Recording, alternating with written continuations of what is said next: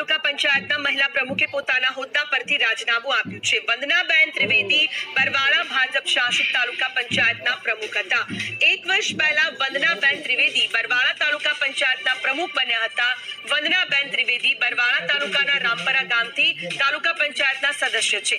સ્વતંત્ર રીતે કોઈ નિર્ણય લઈ શકતા નહોતા, જેને લઈને રાજીનામું આપ્યું હોવાની ચર્ચા થઈ। બરવાળા તાલુકા પંચાયતના પ્રમુખ પદેથી રાજીનામું આપતા રાજકારણમાં ગરમાવો આવ્યો છે। ઓનલાઈન પર રઘુવીર જોડાઈ ચુક્યા છે। રઘુવીર, કોઈ નિર્ણય ન લઈ શકતા હોય, સ્વતંત્ર નથી, મહિલા પ્રમુખના આ વાત સાથે તેમને રાજીનામું આપી દીધું છે, શું છે વધુ વિગત?